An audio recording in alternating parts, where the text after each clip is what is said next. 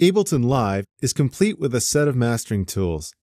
Whether you're using them for a do-it-yourself mastering job or just making sure that your mix is in the right ballpark to give it to a professional mastering engineer, or maybe you just want to keep down the peaks when you're tweaking out your live set at the club, you're sure to find these plugs indispensable.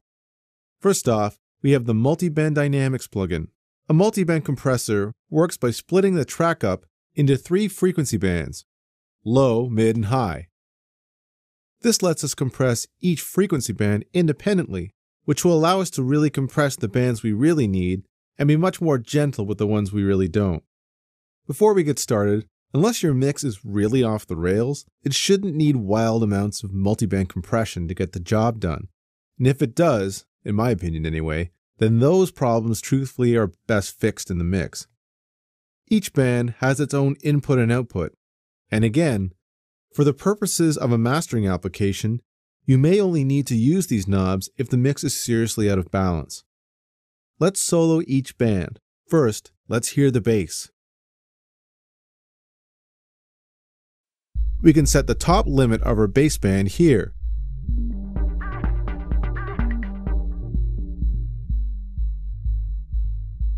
There, that sounds good. Now our mid.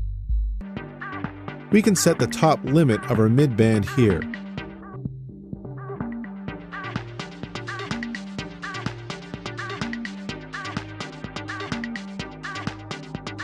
And let's listen to the high frequency bands.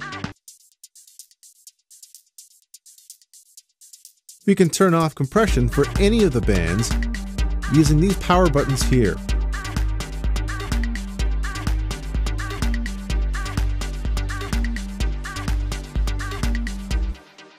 Now, let's set our thresholds. This is one of the areas where this plugin really shines. Let's solo the bass again.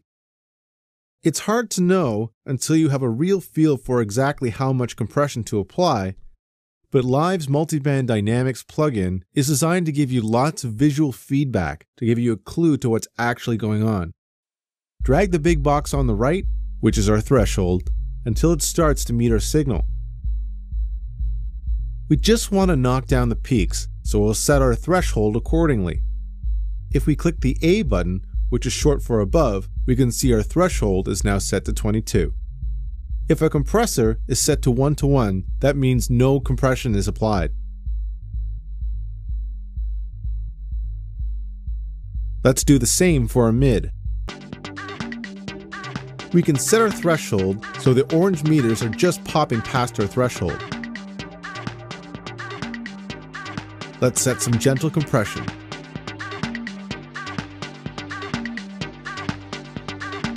Let's do the same for our highs.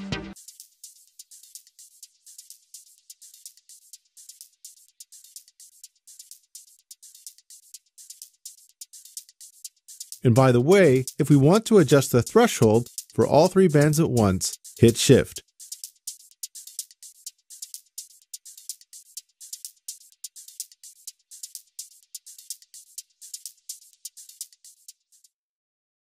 Here we can set our attack and release settings for each band. It's best to play around with these to see what gives you the best result. It's better to err on longer attack and shorter release times so you don't squash your track.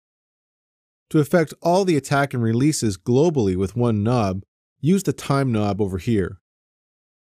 We also have the input and output knobs, which effectively remix the track by rebalancing the low, mid, and high bands.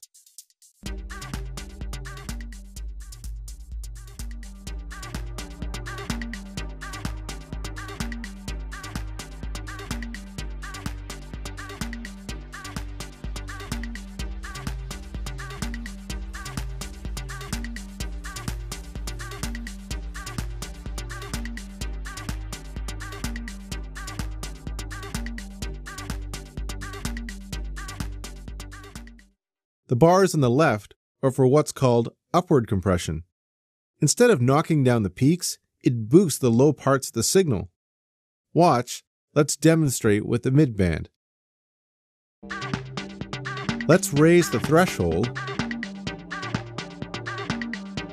Now click on the B, which gives us control over the below parameters.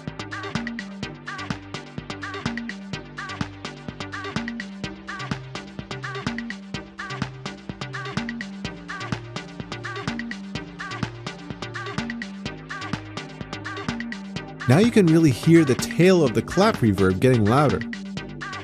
This plugin is very unique in that it allows both kinds of compression to be happening simultaneously. Now, let's add our limiter to apply some brick wall limiting to make our track nice and loud. Let's crank up the gain.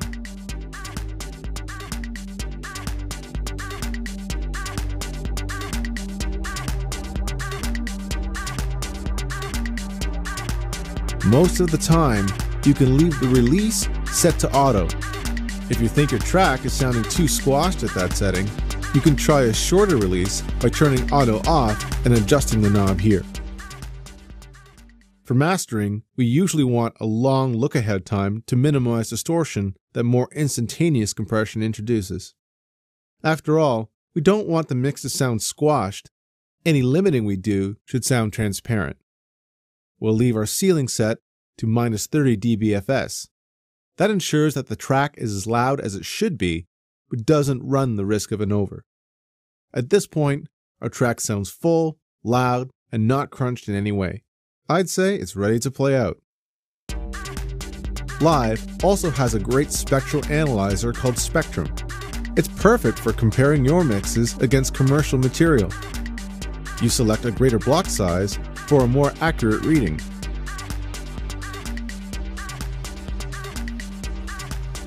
Lower the refresh time for quicker, more updated measurement. Keep in mind, the more accurate the measurement, the more drain on your CPU. The average setting also changes how the graph behaves. It changes the average of FFT blocks, average for the display update. That means the graph will be more bouncy and responsive on low settings, great for when you're looking for peaks. Larger settings give you a better picture of how full and consistent your track is over time. We can change the graph style from line to frequency bins, which I like. We can change the scale from linear and logarithmic and note names if frequencies don't mean much to you. Down at the bottom, we can change the visible dynamic range. If you like a big light show, just click the triangle in the upper right.